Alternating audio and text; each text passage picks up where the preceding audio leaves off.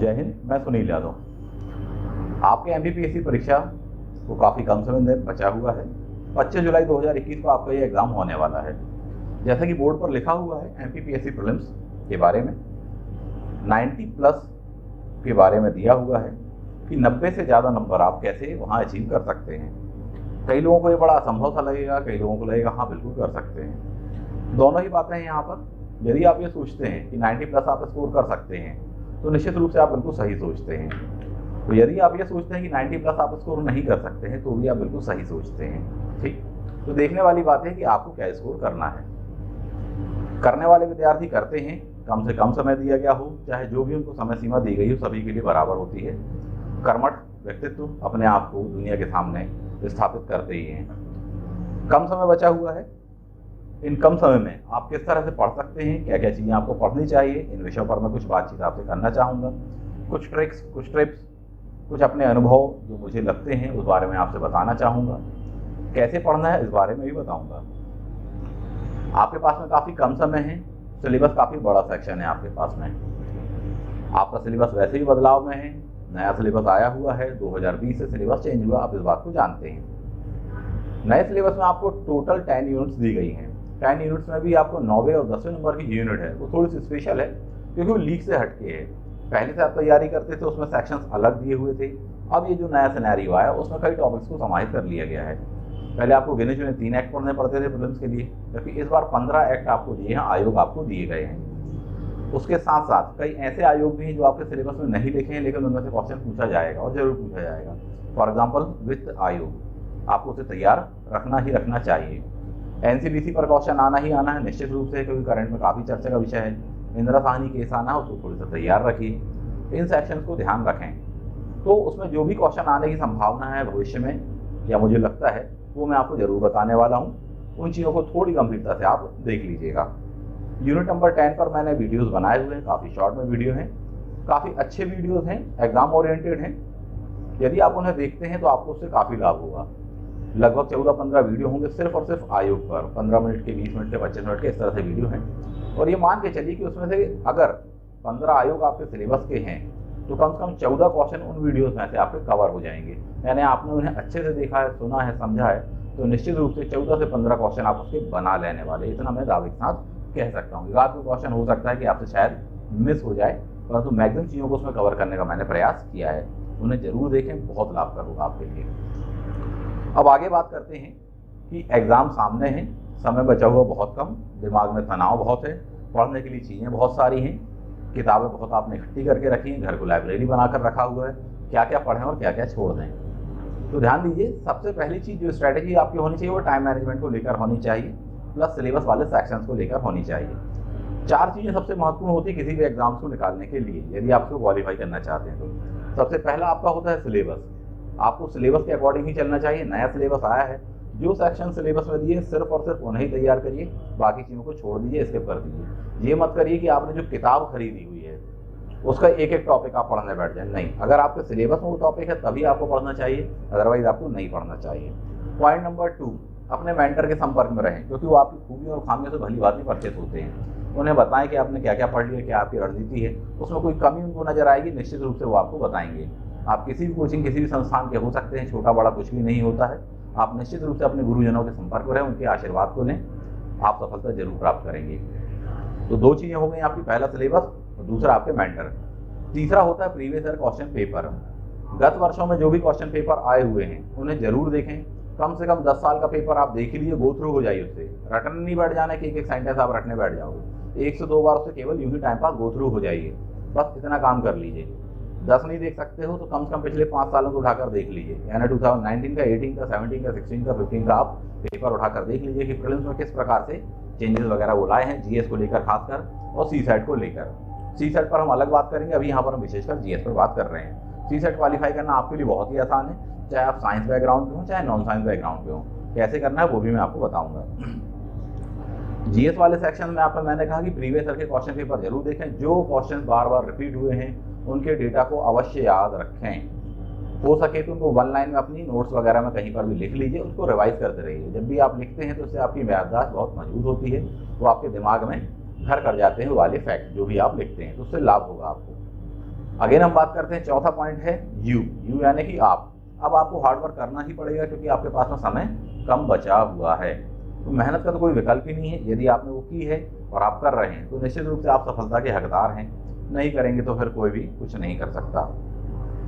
इन 4 का जिसने समावेश कर लिया, 4 का मीन्स पहला सिलेबस, दूसरा योर मेंटर, तीसरा आपका प्रीवियस क्वेश्चन पेपर और चौथा आप। ये 4 पहिए की आपकी गाड़ी है, आपकी कार है। यदि ये 4 पहिए सही तरीके से चलेंगे, आपस में समन्वय स्थापित कर लेंगे तो निश्चित रूप से रेस में फर्स्ट आप आने वाले हैं। तो यदि इनमें से किसी एक चीज़ में भी कमी आ जाएगी तो ये पहिया भी पंचर हो जाएगा, तो समझ जाइए कि क्या होने वाला है। तो इन बातों का विशेष ध्यान रखिए। आगे बात करते हैं मुद्दे पर, टेक्निक्स क्या क्या होनी चाहिए, सुबह उठकर कितने बजे पढ़ना चाहिए। टाइमिंग को लेकर ये है कि आप सुबह पढ़ें चाहे रात में पढ़ें, से कोई ज़्यादा फर्क नहीं पड़ने वाला है। जिस समय आप अपने आप को कन्वीनियंट फील करते हो उस समय आप पढ़ने बैठ जाइए।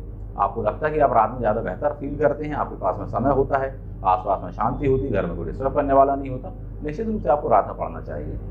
यदि आपको लगता है यही सारी विशेषता मॉर्निंग वाले टाइम में है, मैं अपने आप को ज़्यादा रिफ्रेश महसूस करता हूँ, मॉर्निंग में उठकर पढ़िए, परंतु पढ़िए अच्छे हार्डवर्क के साथ में। घंटों मत बिताइए किताबों के साथ में, बल्कि उसका अध्ययन कीजिए, ईमानदारी से पढ़िए। 10 घंटे के स्थान पर 5 घंटे पढ़िए, परंतु बड़ी ईमानदारी से कि हाँ 100% आप उसको दे रहे हैं। यदि मेरा व्यू पूछेंगे आप कि आपको किस टाइम पर पढ़ना चाहिए, सुबह या शाम को, तो आपको इतना कम समय बचा कि दिन रात पढ़िए आप। Point 1। Point number 2, qualitative time. यदि लिस्ट वगैरह जो भी आपको रटनी है या कुछ भी याद करने का चीज़ें हैं, मेरा सजेशन ये है कि सुबह 4-5 बजे से आपको उठकर पढ़ने बैठ जाना चाहिए। ऐसा मेरा व्यक्तिगत मत है, बाकी आगे आपकी मर्जी की बात है। टाइम मैनेजमेंट को जरूर मेंटेन करें, उसके बिना सफलता प्राप्त करना बड़ा मुश्किल होता है। प्रीवियस ईयर के कुछ क्वेश्चन पेपर लगा लें, जरा गो थ्रू हो जाए उनसे, ताकि आप एक उस सिनेरियो में, उस माहौल में ढल पाएंगे। एक्चुअली क्या है कि घर पर बैठकर पढ़ना एक अलग बात है और एग्जामिनेशन हॉल में पेपर सॉल्व करना एक अलग बात होती है। वहाँ का टेम्परामेंट, वहाँ का एटमॉस्फेयर, वहाँ का दबाव बिल्कुल अलग ही चीज़ है। कितना ही पढ़ा हो लेकिन आपने उसकी प्रैक्टिस नहीं की है तो कठिनाई जाती ही जाती है। तो उसकी थोड़ी सी प्रैक्टिस कर ली कि हाँ पेपर आने वाले ऐसे 4 ऑप्शन रहेंगे, उसको इस तरह से लगाएंगे, ये वाला मेरा गलत हो गया, इसको गलत नहीं होना चाहिए तो कैसे सही बनाना था, मुझे ये टेक्निक यूज़ करनी थी, वो नहीं यूज़ करनी थी। ये थोड़ी सी प्रैक्टिस कर लीजिए, चाहे जीएस वाला सेक्शन हो चाहे सीसेट वाला सेक्शन हो, ठीक है। तो इससे आपको काफ़ी लाभ होने वाला है। अब हम बात करते हैं इसके बाद में सब्जेक्ट को लेकर कि कौन कौन से सब्जेक्ट में कहाँ कहाँ से हमको प्रिपेयर करना चाहिए। एक एक करके सब्जेक्ट्स पर आपसे बात करने का प्रयास करूंगा मैं। आज हम बात करने वाले हैं ज्योग्राफी विषय को लेकर। कुछ इस तरह से पढ़िए जो मैं आपको बता रहा हूँ, इससे आपको निश्चित रूप से बहुत लाभ होने वाला है। ज्योग्राफी सेक्शन आपके सिलेबस में जो दिया है उन्हीं सेक्शन को बार बार पढ़िएगा, लेकिन उसके अलावा भी कुछ सेक्शन है जो कि विविध में कवर हो जाते हैं, उनको जरूर आपको पढ़ लेना चाहिए। सिलेबस में बदलाव आया है, लेकिन जरूरी नहीं है कि नए सिलेबस के अकॉर्डिंग ही पूरा का पूरा पेपर आ जाएगा। कुछ पुराना सिनेरियो जरूर चलेगा। सिलेबस से इतर नहीं कह रहा हूँ, पुराने जो क्वेश्चन पेपर आता रहा है उस टाइप के कई क्वेश्चन आएंगे जरूर, भले वो आपके सिलेबस में रिटर्न में हो अथवा ना हो, इस बात को ध्यान रखिएगा, ठीक है। आगे बढ़ते हैं। तो ज्योग्राफी पर आज बात करने वाले हैं। ज्योग्राफी में क्या क्या पढ़ना चाहिए, किन किन सेक्शंस को आपको अच्छे से देखना चाहिए, किन को नॉर्मली पढ़ना चाहिए। ये पूरी की पूरी जो आपकी रणनीति होने वाली है 20:80 पर डिपेंड होने वाली है। 20:80 का मतलब यह होता है कि 20% सेक्शंस को आपको थोड़ा सा धीमे पढ़ना चाहिए, स्लोली पढ़ना चाहिए, जबकि 80% सेक्शन का मतलब ये होता है कि आपको उसको थोड़ा सा फास्ट पढ़ना चाहिए, फटाफट पढ़ के गो थ्रू हो जाना चाहिए, गुजर जाना चाहिए। ये आपकी टेक्निक होनी चाहिए। नहीं तो आप हर चीज़ को स्लोली पढ़ेंगे तो आपका सिलेबस कवर नहीं होगा। यदि आप हर चीज़ को फास्टली पढ़ेंगे तो आप पढ़ तो सब कुछ जाएंगे, लेकिन वहाँ एग्जामिनेशन हॉल के लिए याद कुछ भी नहीं रहने वाला है। तो ऐसी गलती भी नहीं करना है। तो उसका मतलब है कि समन्वय बनाकर पढ़ना है आपको। 20% सेक्शन जिसको आपको धीमे पढ़ना चाहिए, याद करते हुए पढ़ना चाहिए, रटते हुए पढ़ना चाहिए। फॉर एग्जाम्पल चाहे लिस्ट वगैरह हो, इंपॉर्टेंट फैक्ट्स हों, गत वर्ष में आई हुई चीज़ें हों, उनको जो हाईलाइटेड पॉइंट्स होते हैं बुक्स में दिए होते हैं उनको थोड़ी सा अच्छे से पढ़िए। बाकी चीज़ों को फटाफट पढ़ के गुजर जाइए, ताकि आपका यहाँ समय भी कवर हो प्लस क्वालिटी भी मेंटेन होती रहे। मैं ज्योग्राफी पर बात करने वाला हूँ। ज्योग्राफी पर बात करने के लिए मेरा आधार होने वाला है ल्यूसेंट की बुक। नई ल्यूसेंट की बुकलेट आप ले लीजिए, पुरानी वाली से मत पढ़िए। 150-200 रुपये जिसकी भी आने वाली हो उसको आप ले लीजिए। ल्यूसेंट वालों ने पब्लिश करने के लिए या पब्लिसिटी के लिए नहीं कहा है, आपके भले के लिए हम कह रहे हैं। या उसके अलावा भी आप कोई और बुकलेट रखना चाहते तो आप उसको रख सकते हैं। मैं जो टॉपिक्स बता रहा हूँ आप उन बुक से कवर करने का प्रयास कीजिए, ठीक है। ज्योग्राफी पर हम बात करने वाले सबसे पहले ज्योग्राफी के 2 सेक्शन होने वाले हैं। एक होगा इंडियन ज्योग्राफी, जबकि दूसरा होने वाला है वर्ल्ड ज्योग्राफी या फिजिकल ज्योग्राफी। फिजिकल ज्योग्राफी और इंडियन ज्योग्राफी मान लीजिए कि 20 क्वेश्चन आने वाले हैं, लगभग इसके आसपास में आएंगे। 20 क्वेश्चन में से मान के चलिए कि 7 क्वेश्चन के आसपास में वर्ल्ड ज्योग्राफी में से होने वाले हैं, जबकि 12 to 13 क्वेश्चन जो होंगे वो इंडियन ज्योग्राफी से होंगे। इंडियन ज्योग्राफी का सेक्शन कभी भी ज़्यादा होता है, वर्ल्ड ज्योग्राफी का सेक्शन कम होता है। ज्योग्राफी आपको पढ़ना है, ल्यूसेंट के साथ में पढ़ रहे हैं या किसी भी बुक से पढ़ रहे हैं, एटलस जरूर साथ में रखें। जिन भी सेक्शंस को पढ़ रहे हैं एक नज़र उसका मैप जरूर देख लें, कौन सी चीज़ कहाँ पर क्या कैसे स्थित है उसको जरूर देख लें। ऐसा आपको करना चाहिए। नहीं तो जहाँ भी आपकी स्टडी टेबल वहाँ पर अपने रूम में इंडिया का मैप प्लस एक वर्ल्ड मैप पॉलिटिकल वाला, फिजिकल वाला आप लगाएं अथवा ना लगाएं, कम से कम पॉलिटिकल वाला तो लगा ही लें। और यदि दोनों ही लगा लेते हैं प्लस 2 यानी 4 लगा लेते हैं तो और भी बेहतर बात है आप सभी के लिए। जनरली यूं ही उसको देखते रहें, चाहे तो वह नाश्ता कर रहे हों, चाय पी रहे हो तो खड़े होकर उसको देखते रहे कि हाँ चाय पी रहे हैं और आप इंडिया का मैप देख रहे हैं, वर्ल्ड का मैप देख रहे हैं, एनालाइज कर रहे हैं कौन सी चीज़ कहाँ पर क्या है। इधर उधर समय बर्बाद करने की बजाय इनसे टच में रहें। और इस बात का विश्वास कीजिए, एग्जामिनेशन के 1 से 2 दिन पहले आपको एटलस जरूर देख कर जाएंगे। तो मैं आपको इतनी गारंटी देता हूँ कि कम से कम 2 प्रश्न ऐसे होंगे जो दुनिया के सभी विद्यार्थी गलत करेंगे, सिवाय उनके जो कि एटलस देखकर गए होंगे। इस बात को आप बहुत अच्छे जान लें। कितना ही पढ़ा हो आपने, उससे कोई फर्क नहीं पड़ने वाला है। यदि 2 दिन पहले आपने उसको देख लिया है कि हाँ साहब ये चीज़ यहाँ, तो आपको कन्फ्यूज़न नहीं होगा। और पूरा खेल वहाँ कन्फ्यूज़न का ही है। कई क्वेश्चन ऐसे आते हैं, कैस्पियन सागर की सीमा किन देशों से लगती है नहीं लगती है, आप देख कर कैसे आपको याद था, वो मैप आपके दिमाग में थी, इमेज आपके दिमाग में थी, क्योंकि अभी 1 दिन 2 दिन पहले ही देखा है, आपको बन जाएगा। ब्लैक सी के बारे में पूछा आपको बन जाएगा, कौन से देश की सीमा ब्लैक सी से नहीं लगती है, मालडोवा की, यूक्रेन की, रशिया की। आप देख कर गए हैं तो आपको याद रहे कि हाँ मैंने अभी देखा था मालडोवा की सीमा हल्की नहीं पास में लेकिन लगती नहीं। इतने में आप बना लो, जबकि बाकी विद्यार्थी ने पहले से पढ़ के रखा, उनको नहीं बनने वाला है। मैं इतना ही बता सकता हूँ। तो 2 दिन पहले से आपको जरूर रोजाना एटलस को 1-1 घंटे देना ही देना चाहिए, इसमें गलती मत करना, चाहे इंडिया वाला हो चाहे वर्ल्ड वाला हो।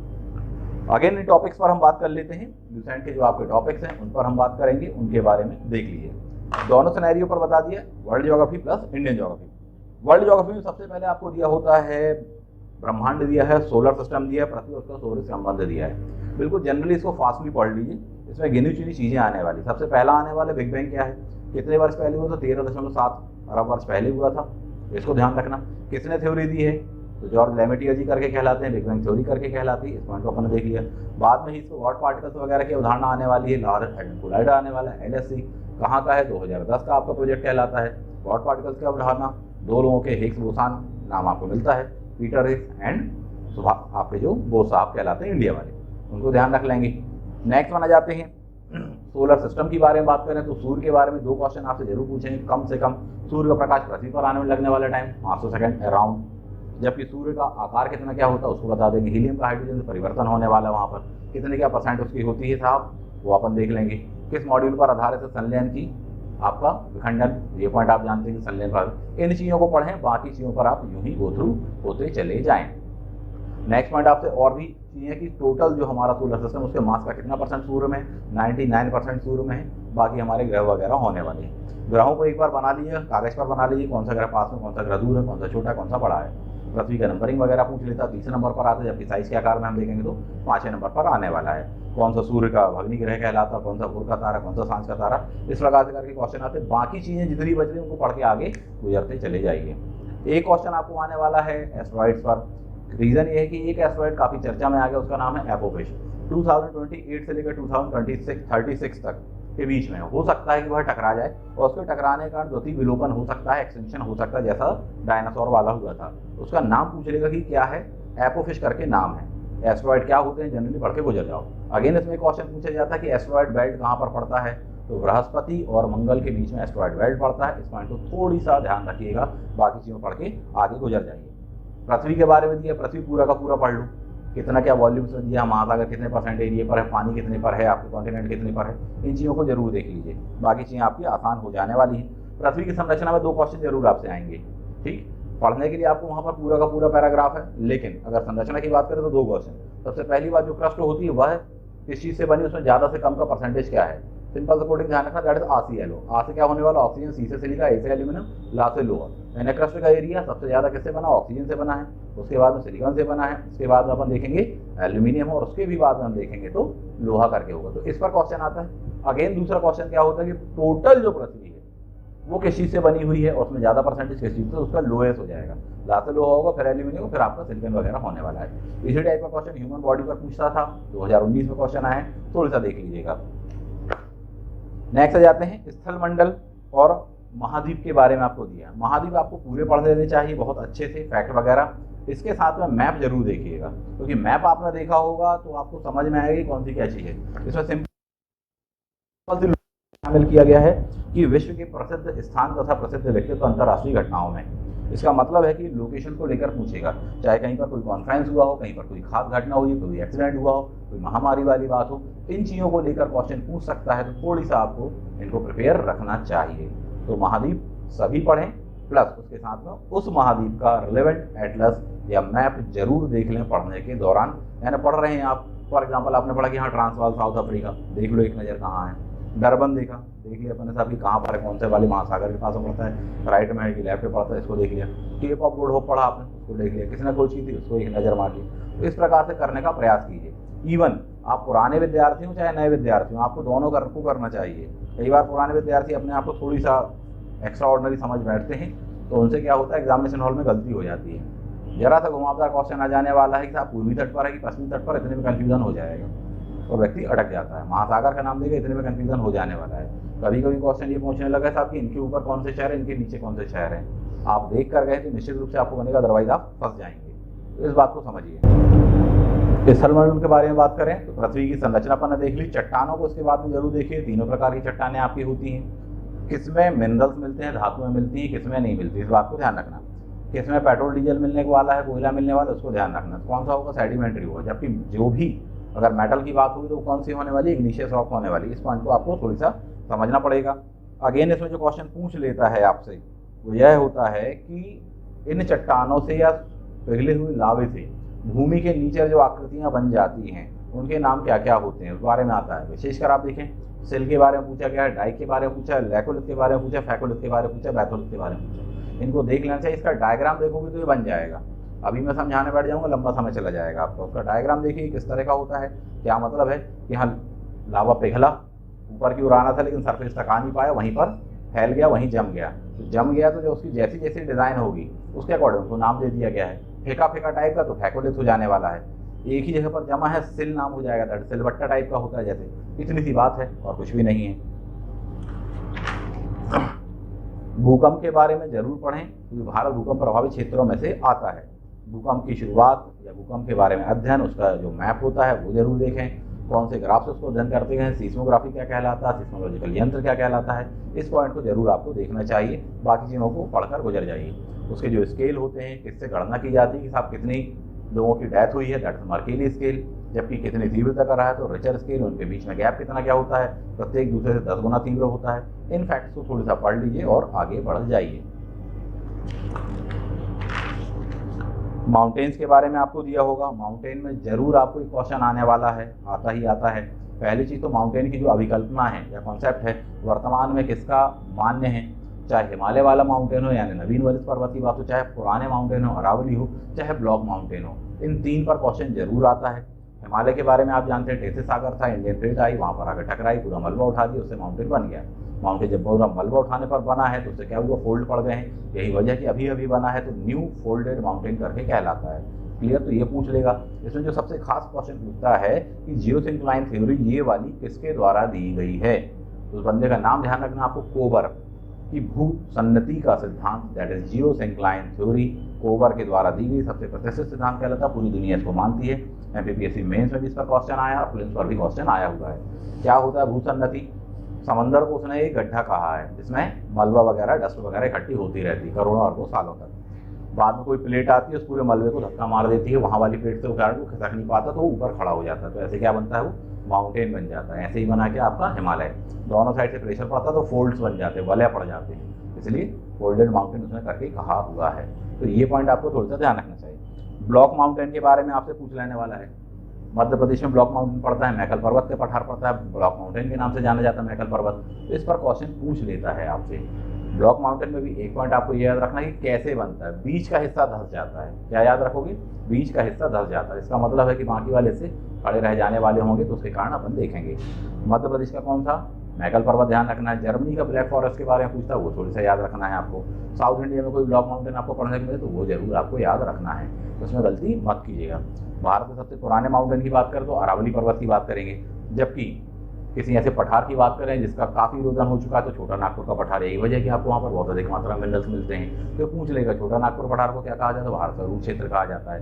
तो फिर अरावली माउंटेन का भी इरोजन हो चुका है, तो ये है अरावली माउंटेन की ऊंची चोटी, गुरु शिखर 17-22 मीटर समथिंग आप पढ़ते ही पढ़ते हैं। मध्य प्रदेश को स्पेशली आपको पढ़ना पड़ेगा, मध्य प्रदेश पर हम अलग से बात करेंगे।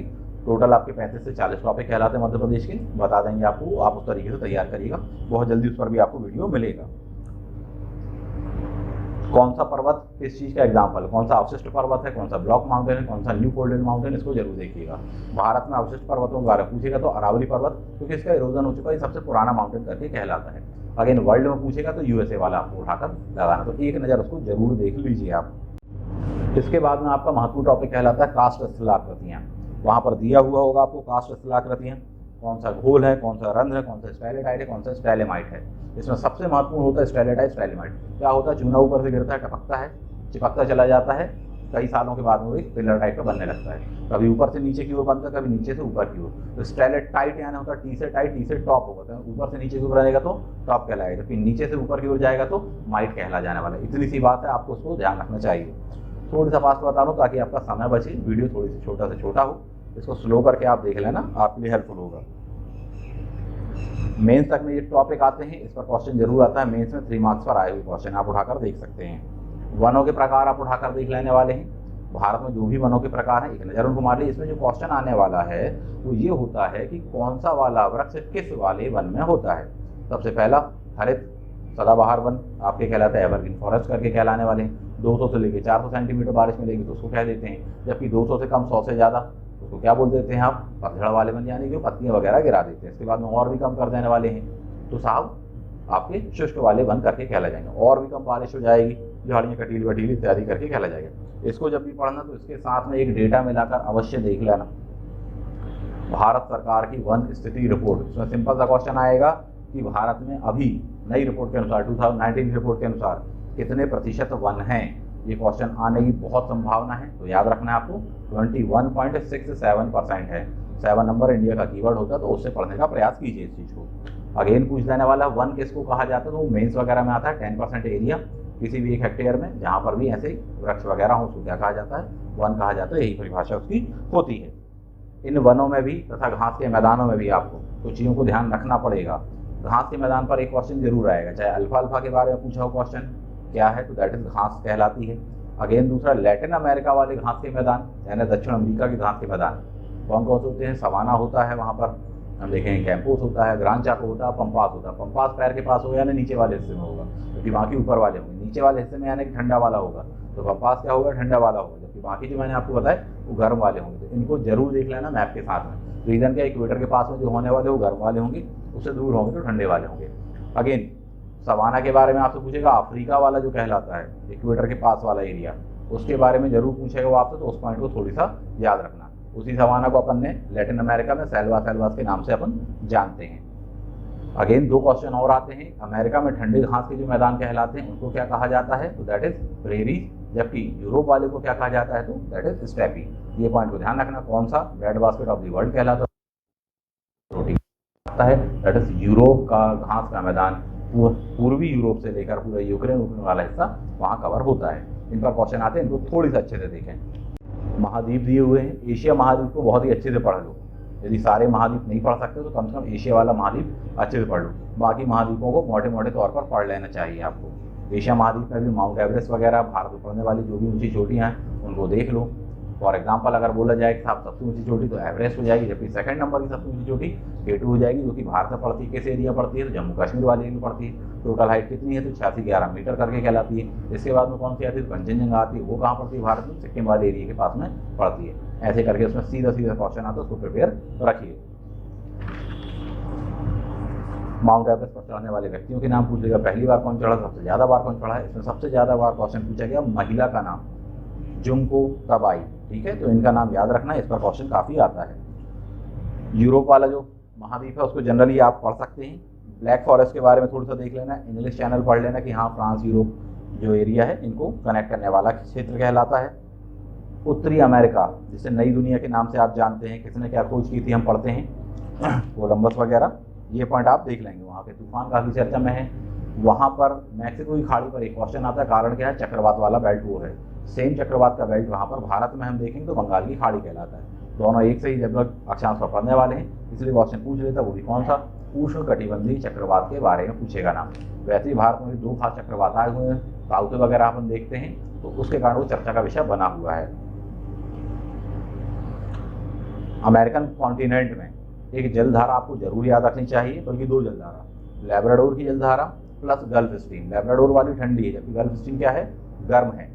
दोनों जहाँ पर मिलती हैं वहाँ पर प्लैंकटन बनते हैं, और प्लैंकटन को खाने के लिए मछलियाँ आती हैं, और मछलियों को पकड़ने के लिए मनुष्य आते हैं। जब बहुत अधिक मात्रा वहाँ पर मछलियाँ मिलती हैं, यही वजह है कि उनको बैंक्स करके कहा जाता है। ग्रैंड बैंक वगैरह हम देखेंगे, वहीं पर पास में देखो डागर बैंक वगैरह मिलेगा, इस पर क्वेश्चन आता है, थोड़ी सा प्रिपेयर रखिएगा इस चीज़ को। बाकी चीज़ों को जनरल पढ़ के आगे पढ़ जाइए आप।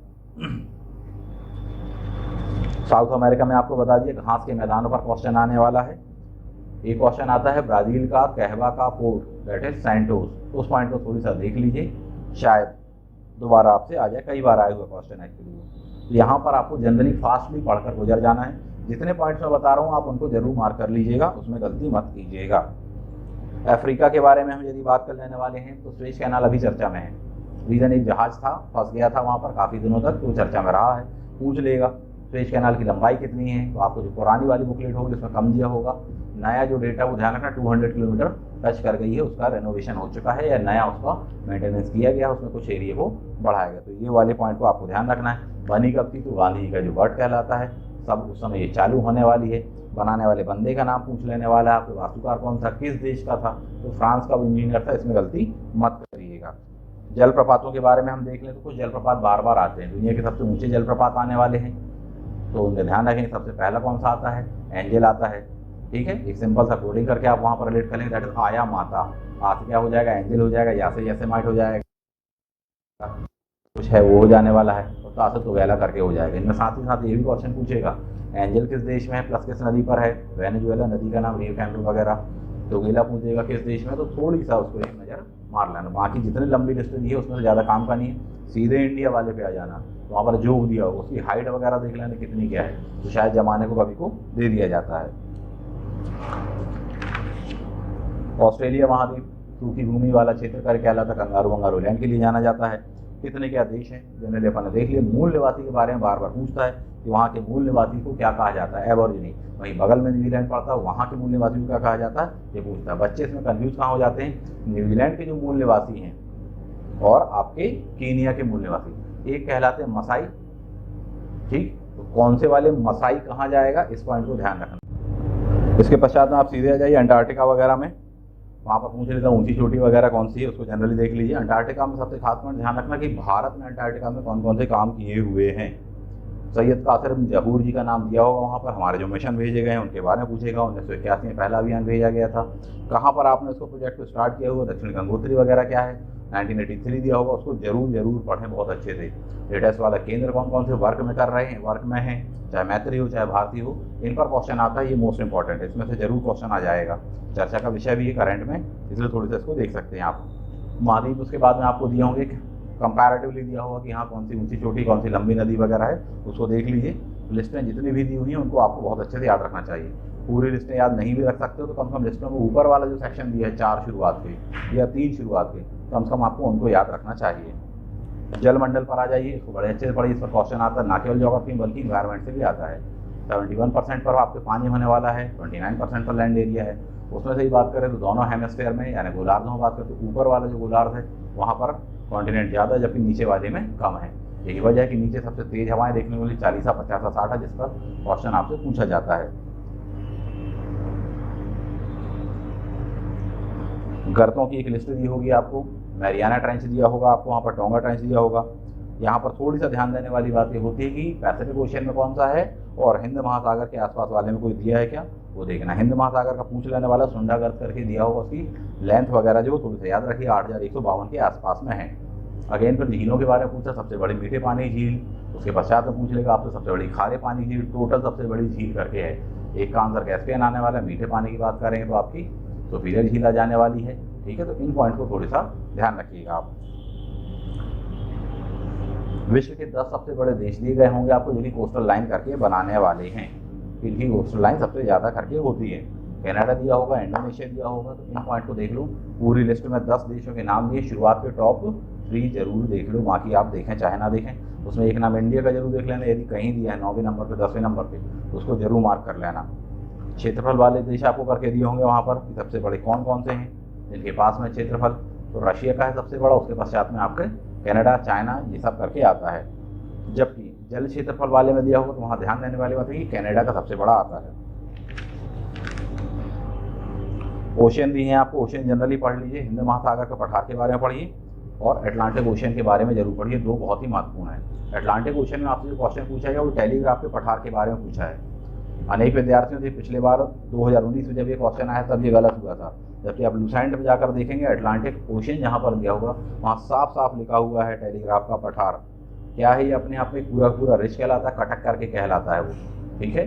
सबसे बड़ा कटक है वर्ल्ड का, इस पर क्वेश्चन जरूर आएगा, पहले भी आ चुका है, इसीलिए थोड़ी सा प्रिपेयर रहिए। महासागर की जलधाराएं मोस्ट इंपॉर्टेंट। जलधाराएं क्या कैसी होती हैं, जलों का अपन देखेंगे एक स्वरूप होता है कि किसी खास जगह पर गर्म पानी ही बहता है, कहीं पर खास जगह पर ठंडा पानी सागरों में हमें देखने को मिलता है।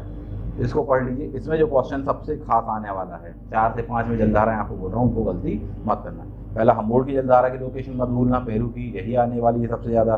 दूसरा आपसे गल्फ स्ट्रीम के बारे में आने वाली, इसमें ध्यान ही रखना पड़ता है कौन सी गर्म है कौन सी ठंडी है।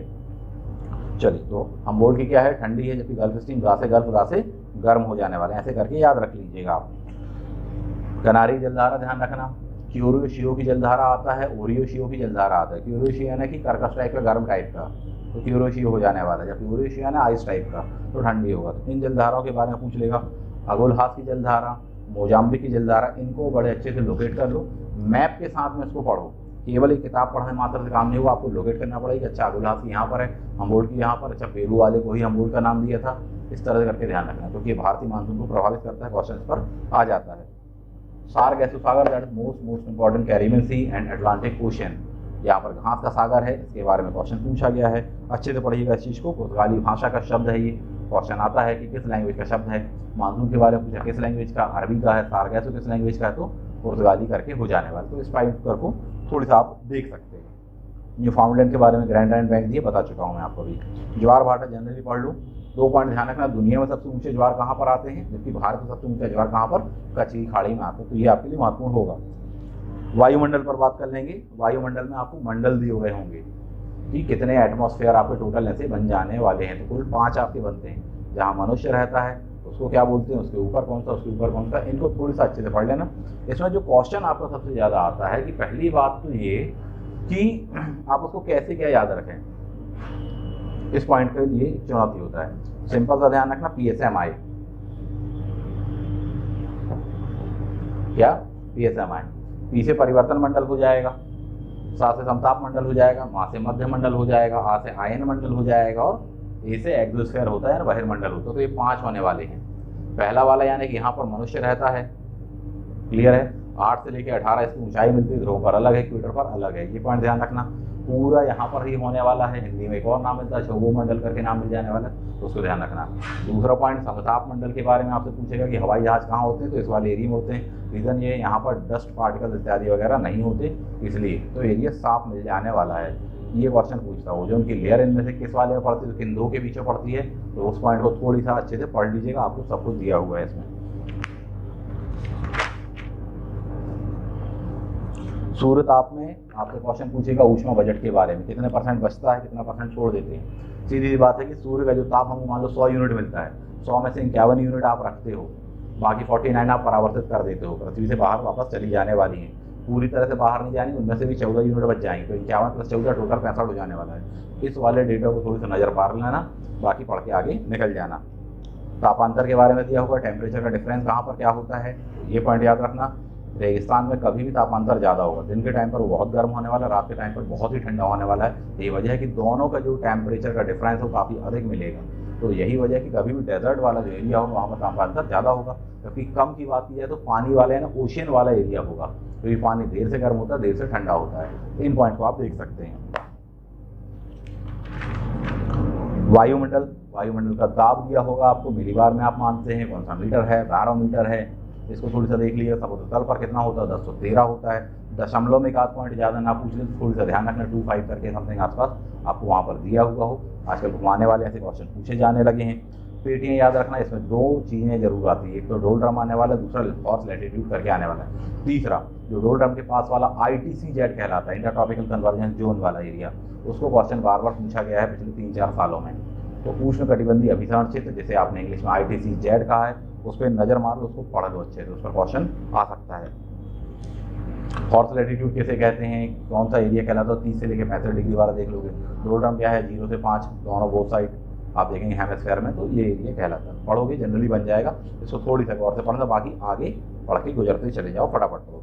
जिनको मैं कह रहा हूँ गौर से पढ़ो, यानी उनको थोड़ी सा रुक कर पढ़ो। जिनको कह रहा हूँ पढ़ के गुजर जाओ, इसका मतलब वहाँ पर आप अपनी स्पीड बढ़ा सकते हो। इस टेक्निक को यूज़ करोगे तो कम समय में आपका क्वालिटेटिव कंटेंट और ज़्यादा से ज़्यादा मात्रा में कवर हो जाएगा।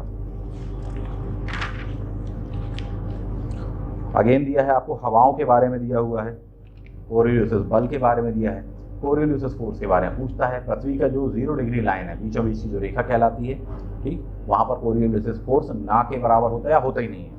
ध्रुवों की ओर जैसे जैसे चलो, चाहे नॉर्दर्न हेमिस्फीयर की बात करो चाहे सदर्न की बात करो, वहाँ पर ये फोर्स बढ़ता चला जाता है। इसके कारण ही हवाओं की दिशा मुड़ती है, दाएं बाएं मुड़ जाते हैं। आप उसको पढ़ेंगे नॉर्दर्न हेमिस्फीयर में किस दिशा में, सदर्न में किस दिशा में, इसको देखना थोड़ी सा। इसमें एक और क्वेश्चन पूछता है हैडली सेल के बारे में। हैडली सेल क्या है, एक 0 डिग्री से हवाएं उठती हैं, 30-35 के बीच में बैठती है, जिसके कारण अपना हॉर्स लैटिट्यूड करके उसको कहा, तो उसको थोड़ी सा अच्छे से पढ़ लें। सेम बात यहाँ पर हम देखेंगे नीचे साइड की ओर में, 40 डिग्री, 50 डिग्री, 60 डिग्री पर गरजता 40, ठीक है, चीखता हुआ 50, चिंगाड़ता 60 करके दिया होगा, 40, 50, 60 करके उस पर क्वेश्चन आता है। क्यों, क्योंकि उस जगह पर कोई कॉन्टिनेंट एरिया नहीं है। वर्ल्ड मैप देखोगे तो आपको दिख जाएगा क्वेश्चन आने वाला। उसके बाद में लोकल विंड्स आने वाली हैं। लोकल विंड्स कौन कौन सी हैं, फॉर एग्जाम्पल बोरा। इसमें क्वेश्चन ये पूछता है कि कौन सी वाली ठंडी है, कौन सी गर्म है। फॉर एग्जाम्पल बोरा पूछ देगा, तो बोरा क्या होगी, ठंडी होने वाली है। रीज़न क्या है, ठंड में बोरे की तरह कपड़े ओढ़ ले तो ठंडी हो जाने वाली है।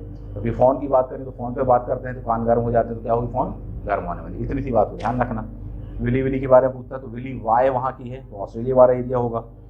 हबूब के बारे में पूछता है, दैट इज सूडान की कहलाती है, ठंडी वाली हवाएं कहलाने वाली हैं। अगेन आपसे पूछ लेने वाला है कि समूम कहाँ की है, समूम तो ईरान की है। कैसी क्या है, गर्म हवाएं हैं। भारत की गर्म हवा का नाम क्या है, लू करके कहलाती है। तो जनरली उस चीज़ को आप देख सकते हैं। ब्लैक रोलर पर बहुत बार क्वेश्चन आए हैं, थोड़ी सा प्रिपेयर रखिए।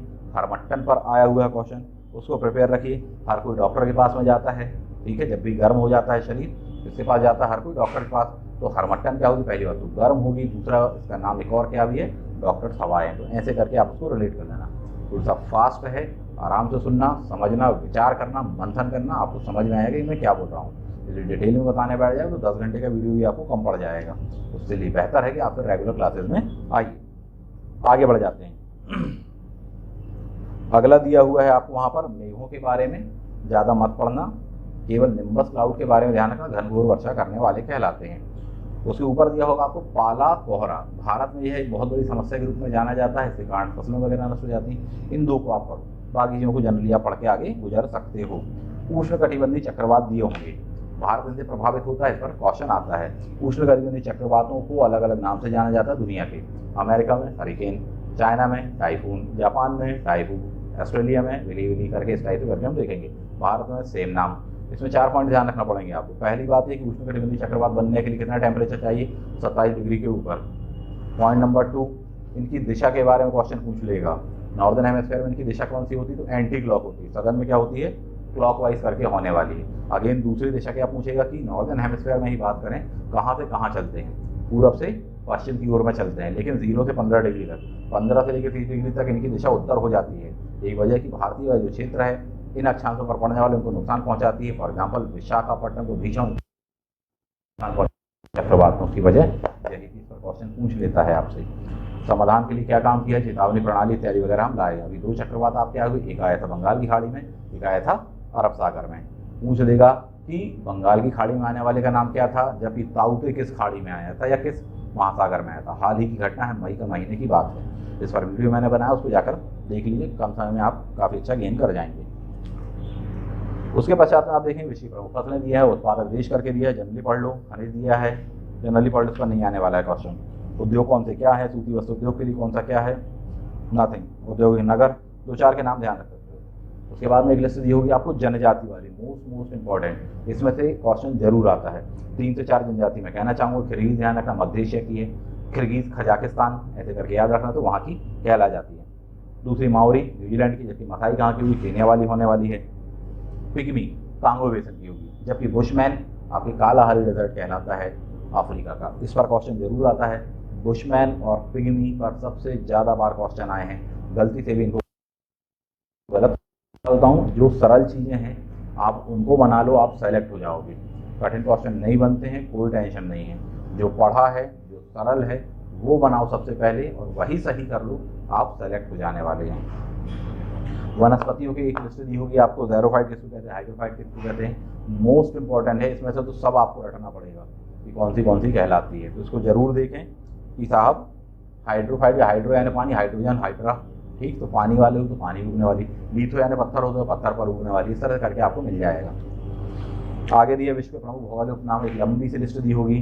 पूर्व का वेनिस किसको कहते हैं, इंडिया वाला क्षेत्र, वेनिस कहाँ पर उसको देख लेंगे आप। रेड स्क्वायर कहाँ है, गगनचुंबी इमारत, जनरली पढ़ लो। Pearl of the Orient that is Singapore, इस पर क्वेश्चन आता है, थोड़ी सा याद रखिएगा। अरब सागर की रानी आपने किसको कहा था, इस पर क्वेश्चन आता है, कोची को कहा था आपने। तो इनको जनरली देख लो। लिस्ट रखने के लिए ज़्यादा है तो मैं कहूँगा एक शांत माहौल में मॉर्निंग के टाइम पर आप पढ़ने बैठ जाओ, लेकर उसको बार बार उसको रिवाइज करते हुए बेशक आसानी से आपको याद हो जाएगा। इसके बाद में आपको दी हुई लिस्ट है, विश्व की भौगोलिक खोजें। उत्तरी ध्रुव का आप देख लेंगे, अमेरिका का आपको याद है, ग्रहों के नियम वाली बात देख लेंगे, सोलर सिस्टम की बात देख लेंगे, कोपरनिकस, इस पर क्वेश्चन आ जाता है। सिंपल सा क्वेश्चन होता है, विद्यार्थी कंफ्यूज हो जाते हैं, इवन जो एक्सपीरियंस स्टूडेंट होते हैं वो भी कंफ्यूज हो जाते हैं। ग्रहों की गति के नियम किसने दिए हैं, किसने दूरबीन के लिए, कौन सा किसके लिए, तो उसको थोड़ी सी एक नज़र मार लेना, भले आप पुराने विद्यार्थी क्यों ना हो। गर्त दिए हैं, महासागर दिए हैं, जनरली पढ़ लो इस चीज़ को। नहरों के नाम दिए हैं, 2 नहरें आपसे कहना चाहूँगा। पहली तो पनामा नहर हो ही चुकी है आपकी, दूसरी कील नहर जो है जर्मनी वाली, इसको बहुत अच्छे से मार्क कर ली, इस पर क्वेश्चन आता है। केपी नहर जो है वो इंडिया में, इस पर क्वेश्चन आ जाता है। जनरल वे में आगे बाकी पढ़ सकते हो आप। स्वेज नहर थोड़ी सा डिटेल में आपको याद रखना पड़ेगा। फर्दिनैंड दी लेसेप्स का नाम याद रखना पड़ेगा, वास्तुकार, इंजीनियर फ्रॉम फ्रांस, ठीक है। वैसे भी आपसे क्वेश्चन एक जरूर फ्रांस से आता है, एक क्वेश्चन जरूर जर्मनी से आता ही आता है। फ्रांस का कीवर्ड ये होता है कि फा से फ्रांस होता, फा से उस बंदे का नाम शुरू होने वाला है।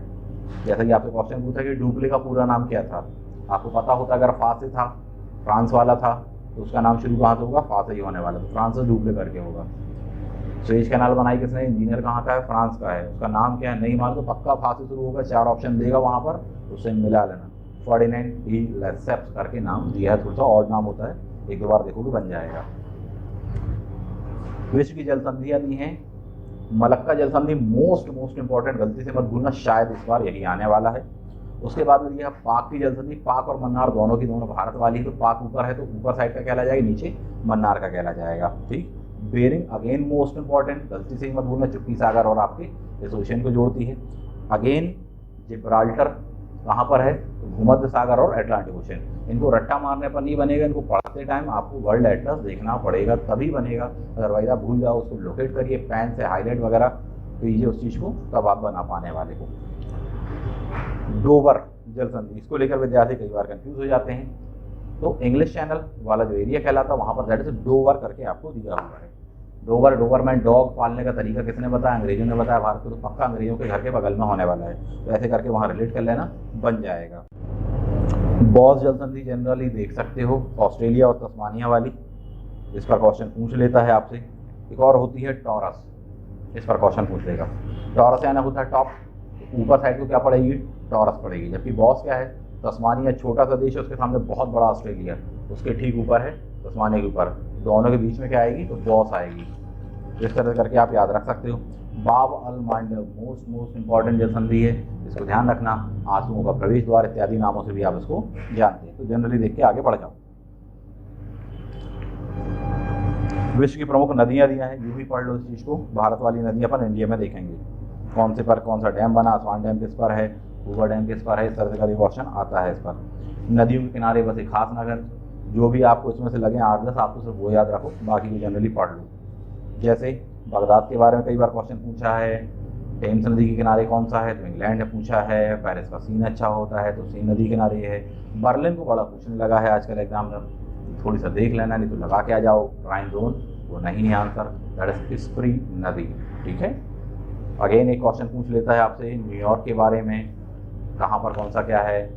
और भी आप देखें तो वहाँ एक घटना हो गई थी कि एरोप्लेन उतार दिया था नदी में। ठीक है, हडसन पूछ लेगा, हडसन नदी किनारे इनमें से 4 ऑप्शन कौन सा शहर बसा हुआ है। तो ये इंपॉर्टेंट क्वेश्चन IAS में आया हुआ है, PCS में आया हुआ क्वेश्चन है, थोड़ा सा प्रिपेयर रहिए। विश्व के प्रमुख जलप्रपात बता चुका हूँ मैं आपको। झीलों के बारे में देखिए, 4 झीलें आपको वहाँ पर दी हुई हैं। सबसे पहले दी है कैस्पियन, दूसरी दी है सुपीरियर। तो ये क्या है, खारा मीठा नहीं किया उन्होंने, केवल बड़े से छोटे क्रम में बता दिया है। तो इसको देख लेंगे अपन। सिंपल सा कोड याद रखना, कैसे वो अच्छे, का से क्या होगा कैस्पियन होगा, सा से क्या होगा सुपीरियर होगा, वहाँ से विक्टोरिया हो जाएगा। अच्छे से अपन अरल सागर लगा देंगे, तो कैसे वो अच्छे शुरुआत की टॉप 4 झीलें एरिया वाइज बड़े से छोटे क्रम में आपको बन जाएगा। मीठा पानी बोलेंगे तो सुपर, खारा पानी बोलेंगे तो आपकी कैस्पियन वाली कहलाएगी। कैस्पियन सागर पर एक क्वेश्चन जरूर आने वाला है, दाएं बाएं कहीं से भी आएगा। करंट का विषय है अभी, उस पर क्वेश्चन सबसे ज़्यादा ये पूछे कौन सा देश इनसे सीमा बनाता है। जो सिक्वेंस जो कोडिंग वगैरह बताई उसको याद रखना। अरब सागर पर ही पूछ सकता है, जो डूब रहा है वो समाप्त हो रहा है, सॉरी डूब रहा है, भर रहा है तो संकट में है थोड़ी सा, इसलिए शायद पूछना दे आपसे। जो अमेरिका में ग्रेट 5 लेक्स कहलाती हैं, उनमें क्वेश्चन ये पूछा जाता है कि सबसे बड़े से छोटी कौन कौन सी है। तो एक नज़र आप उसको सिक्वेंस जरूर जमा लीजिएगा। विश्व की ऊंची चोटियाँ पर्वत शिखर दिए हैं, 1-2 देख लो, आगे बढ़ जाओ। इंडिया वाले ध्यान रखना कौन से कहाँ पर हैं। विश्व के प्रमुख द्वीप शुरुआत के 3-4 ध्यान रखो कौन कौन से हैं। दैट ग्रीन बम, यहाँ से क्या हो जाए ग्रीनलैंड, यहाँ से न्यूजीलैंड हो जाए, न्यू गिनी होने वाला है, वहाँ से बोर्नी हो जाने वाला है, वहाँ से मेडागास्कर। ऐसे करके ध्यान रख लेना, इस टाइप से पढ़ोगे तो बेटा सेलेक्ट हो जाओगे। बाकी चीज़ें डिटेल में जैसे आप पढ़ते हो तो पढ़ते ही रहिए। जो तरीके मैं बता रहा हूँ, जिस सिक्वेंस में बोल रहा हूँ याद रखने का, आप उस तरीके से प्रयास कीजिए, आपको लाभ ही होगा, नुकसान कम से कम नहीं होने वाला है।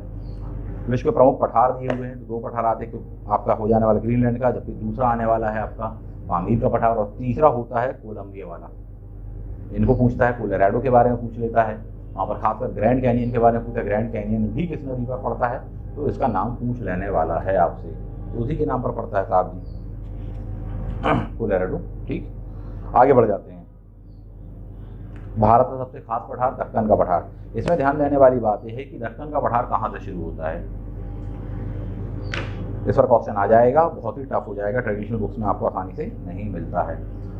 दक्कन का पठार अरावली माउंटेन से लेके विंध्याचल पर्वत जो है वहाँ से ही शुरू हो जाता, पूरा कन्याकुमारी तक के क्षेत्र में जाने वाला है। छोटा उटा नागपुर का पठार से लेकर पूरा एक बेल्ट बनाता है, और यही पूरा कहलाने वाला है शुरुआत से लेकर नीचे तक का एरिया। रेगिस्तान शुरू किए गए डेजर्ट के बारे में पूछता है, ऑस्ट्रेलिया में कौन कौन से डेजर्ट पड़ते हैं, 3-4 डेजर्ट पड़ते हैं, उनके बारे में ध्यान रखना। विश्व के प्रमुख देशों की राजधानी मुद्रा है, तो जनरली पढ़ लो। आप सिर्फ ध्यान रखना R5, ठीक, R5 देश कौन से कहलाते हैं, इस पर क्वेश्चन पूछा जाएगा आपसे। करंट में चर्चा में है इसलिए, और क्यों पूछा जाएगा ये बिल्कुल नहीं बता रहे, पूछा जा सकता है ऐसा लगता है मुझे, इस एग्जाम में पूछा जाए, किसी भी कॉम्पिटेटिव एग्जाम में पूछे। R5 यानी ब्रिक्स देशों को कहा जाता है। ठीक, पहला पॉइंट, ब्रिक्स पर बहुत क्वेश्चन आए हैं, ये भी कभी पूछ देगा।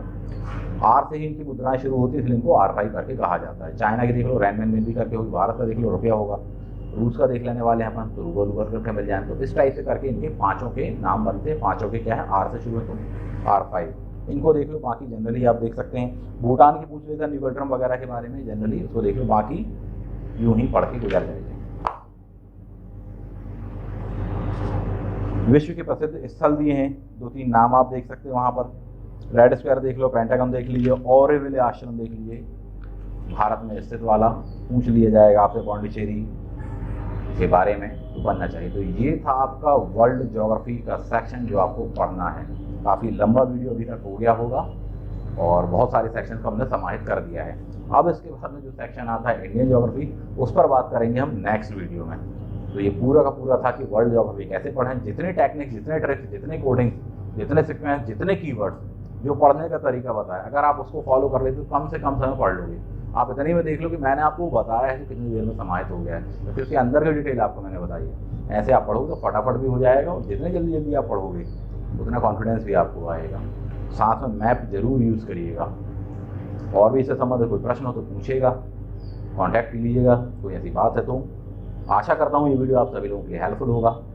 मिलते हैं किसी अगली सीरीज़ पर, that is Indian geography and Indian history, constitution, इनके भी जो सबसे टफ सेक्शंस है उस पर बात करेंगे।